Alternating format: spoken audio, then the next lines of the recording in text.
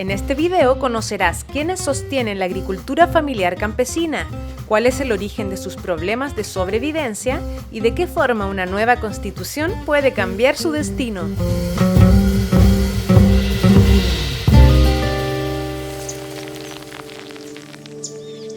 Muchas cosas son importantes para la preservación de la vida humana. Contar con alimento suficiente es una de esas necesidades importantes por las que nuestra especie ha luchado siempre. Pero vivimos tiempos de muchos riesgos. Una crisis climática que amenaza la extinción de la vida y una sobreproducción de alimentos procesados que acarrea nuevas enfermedades a las personas. Y el mayor riesgo permanece casi invisible, que los alimentos naturales puedan desaparecer.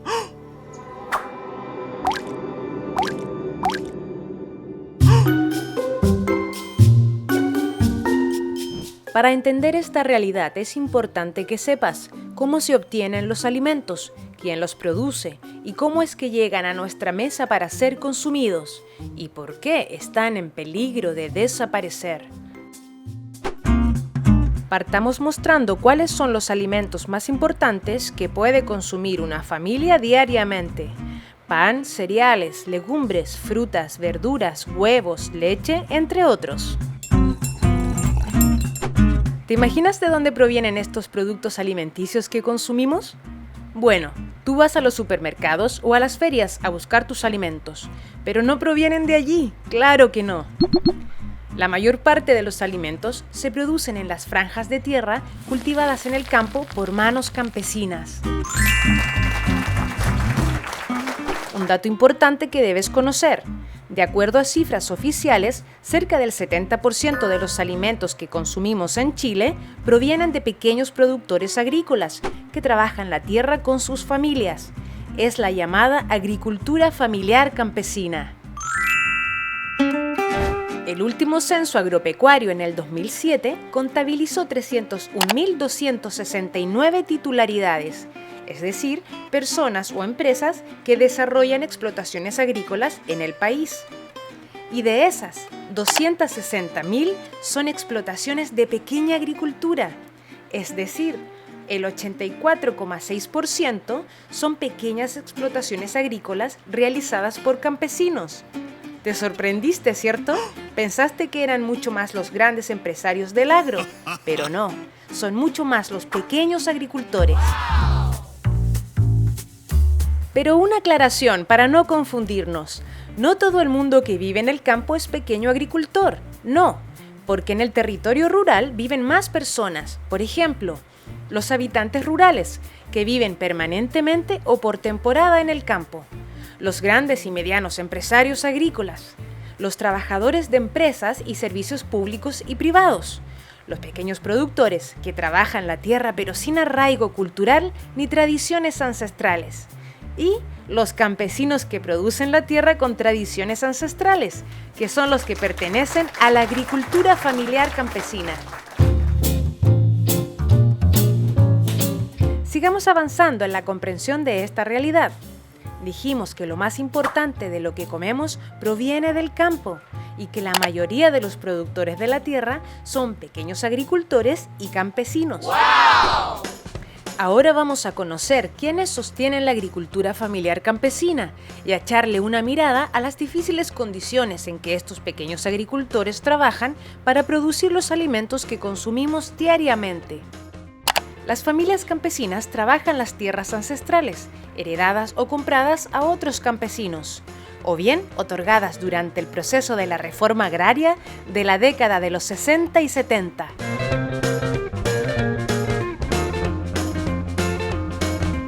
Un breve repaso sobre la reforma agraria. Este fue un proceso que partió en la década del 60 y se interrumpió abruptamente con el golpe de Estado cívico-militar en 1973.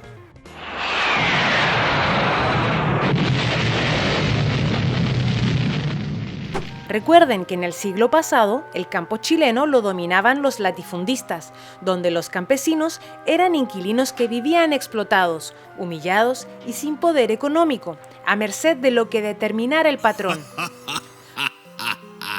Con la reforma agraria se modificó la estructura de propiedad de la tierra y se expropiaron los grandes terrenos que no se trabajaban productivamente. Por eso el mensaje fue: la tierra para el que la trabaja.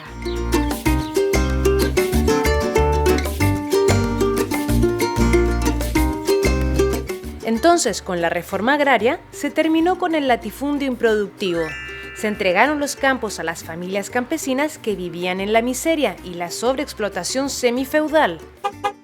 Se les dio poder adquisitivo a los campesinos que antes no tenían, y se permitió la sindicalización campesina. El proceso de reforma agraria redistribuyó cerca de 10 millones de hectáreas de tierras improductivas, las que se fueron transfiriendo progresivamente a manos campesinas. Pero esta justicia duró poco, porque la dictadura cívico-militar inició una contrarreforma, donde los militares confiscaron 6 millones de hectáreas. Lo que hicieron fue devolverle una parte a sus antiguos dueños, otra parte las remataron y el resto se entregó a instituciones del Estado.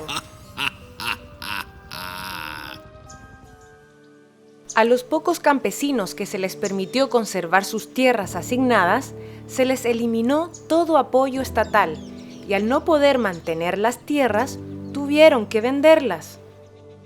Es decir, se instauró un modelo de producción que volvió a concentrar la propiedad de la tierra y que quitó beneficios a los campesinos.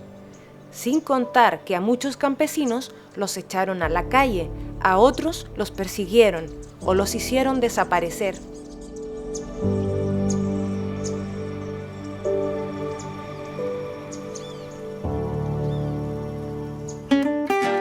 Así fue como el desarrollo rural en Chile quedó truncado y poco se ha logrado avanzar en estos años de democracia.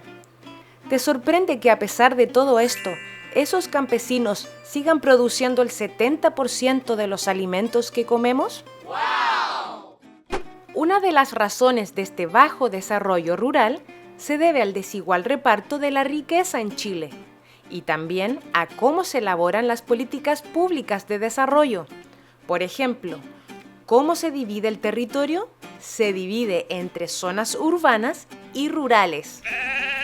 Todas las políticas públicas, las estadísticas y los presupuestos nacionales se separan en urbano y rural. Pero, ¿alguna vez escuchaste o te enseñaron la definición de zona rural? Según el Instituto Nacional de Estadísticas, dice que todo lo que no es urbano es rural. Una definición bastante simple, ¿no? En esta clásica división se dice que un 88,6% de la población total habita en áreas urbanas y que solo el 11,4% vive en zonas rurales. Con esto se justifica que el presupuesto y las políticas de desarrollo deben ser principalmente urbanas y no rurales. Claramente, esta caracterización ya no da cuenta de la realidad económica actual. La OCDE, Grupo de Países Desarrollados al que pertenece Chile, dice que rural es un territorio donde hay una interrelación dinámica entre las personas, las actividades económicas y los recursos naturales.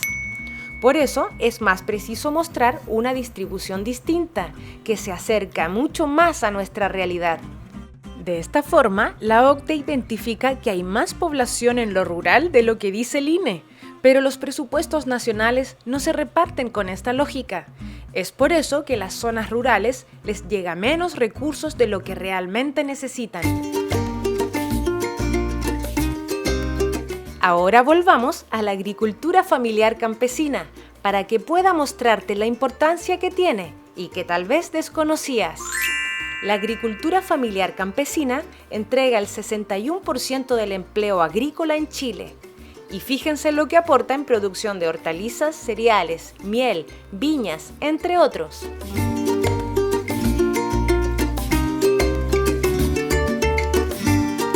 Entonces, la agricultura familiar campesina produce el 70% de los alimentos y el 61% del empleo agrícola del país.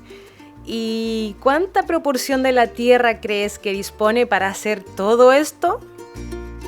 Mira, Hagamos un poco de silencio. Con apenas el 18% de la propiedad de la superficie de la tierra agrícola del país, estos pequeños productores campesinos hacen todo.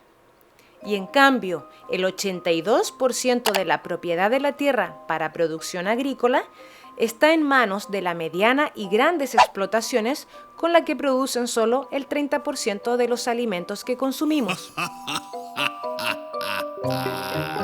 Si eso ya es una proeza, miren los problemas que además tienen las familias campesinas. Los campesinos están perdiendo los suelos productivos a causa de la presión del negocio inmobiliario para la construcción de parcelas de agrado. Una hectárea de tierra equivale a 10.000 metros cuadrados de buena calidad del Valle Central y se transan a 100 millones de pesos. Además, las empresas extranjeras compran hectáreas para productos de exportación que empobrecen el suelo y dañan el medio ambiente. Ya conocen la historia de la palta, ¿cierto? Y por si fuera poco, la actual legislación separa la propiedad de la tierra y el agua. No por tener tierra, el campesino va a tener agua para producir esa tierra. Y si la tierra no se distribuye con el agua necesaria para el riego, la producción se trunca. Vamos al problema del agua. Hoy en Chile no se puede enfrentar la escasez de agua en las zonas agrícolas, simplemente porque el agua es propiedad privada. Y el Estado no tiene forma de intervenir para su mejor distribución. El agua se privatizó durante la dictadura cívico-militar. La Constitución de 1980 consagró el derecho a la propiedad privada del agua. Y el Código de Agua entregó derechos de aprovechamiento de agua gratuitamente y a perpetuidad a particulares.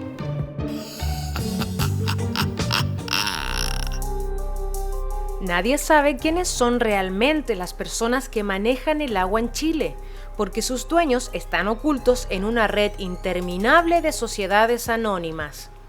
Como el agua es un bien de consumo, el precio depende de la oferta y la demanda, y donde es más escasa, su precio es más alto. Por un lado, la propiedad del agua ha engordado el patrimonio de privados que transan sus concesiones en el mercado como cualquier mercancía. Y por otro lado, para los pequeños agricultores es cada vez más difícil el riego de las plantaciones por la sequía, la escasez hídrica y por el costo que tiene el agua para la familia campesina. Fíjate que de las 29.001 titularidades que poseen derechos de agua para consumo y riego, el 1% de ellos posee el 79% del volumen total de agua disponible en el sistema. Ups. Y con el 20% que queda para consumo y riego, los campesinos abastecen 260.000 explotaciones agrícolas para producir el 70% de los alimentos que consumimos.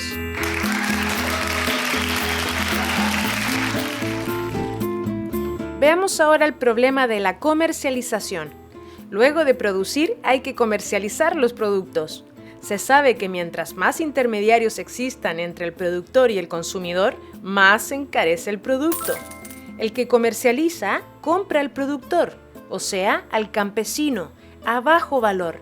Luego vende a un valor más alto y su ganancia es la diferencia entre lo que compró y vendió. Por ejemplo, ¿a cuánto compra usted el kilo de papa en la feria o el supermercado? Según el monitoreo de precios al consumidor de ODEPA, el precio promedio mensual en Santiago es diferente para el que produce, el mayorista, el de ferias libres y el de supermercado. En toda esta cadena, el campesino es quien asume mayores riesgos y es el que menos gana. Eso no asegura la mantención de la agricultura familiar campesina.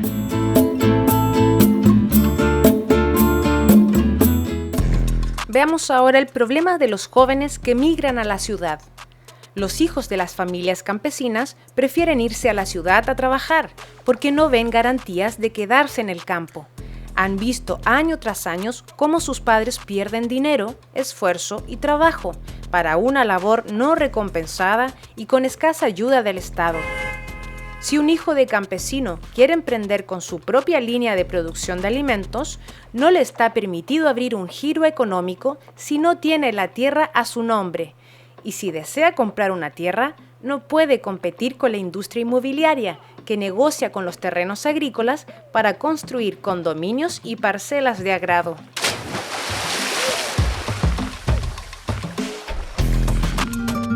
Y por último, el problema de los insumos para producir la tierra. El modelo económico neoliberal ha desechado los conocimientos ancestrales de producción agrícola. En su reemplazo, las nuevas tecnologías que aumentaron la productividad de la tierra terminaron contaminando el medio ambiente. Las semillas tradicionales van desapareciendo y son reemplazadas por semillas híbridas de marca.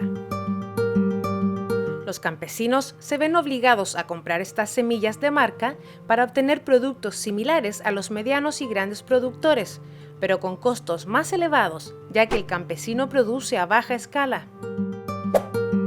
Las semillas criollas son una alternativa para que el campesino pueda competir con productos de mejor calidad y mejor sabor.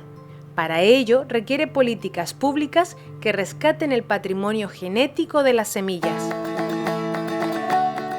¿Y cómo podrían resolverse estos problemas que amenazan con la extinción de la agricultura familiar campesina? La nueva Constitución tiene la palabra. En primer lugar, la agricultura familiar campesina debe quedar protegida como patrimonio nacional para las futuras generaciones, porque es esencial para el abastecimiento de productos frescos y saludables para el consumo nacional, porque la diversidad de familias evita la formación de monopolios de producción y porque produce divisas y riquezas al país sin dañar el medio ambiente ni la salud humana. La nueva Constitución debe contener la valoración y protección del campesino para que éste no desaparezca. Porque el campesino y campesina, cuando produce la tierra con métodos tradicionales y ancestrales, contribuye a la protección del medio ambiente. Porque al estar presente en toda la geografía nacional, el campesino se vuelve garante de la soberanía alimentaria del país. Porque el campesino y campesina no puede competir con los grandes productores, al no poder incidir en los precios que pone el mercado, tanto para adquirir insumos como para vender lo que produce. Hoy, el Estado chileno extrae y explota los recursos naturales, sin considerar la calidad de vida de los habitantes de los territorios, ni el cuidado del medio ambiente. Por eso, en la nueva Constitución, deben resguardarse las políticas de desarrollo rural y debe ser integrado, sostenible y equitativo para el desarrollo de las comunidades rurales y la agricultura familiar campesina.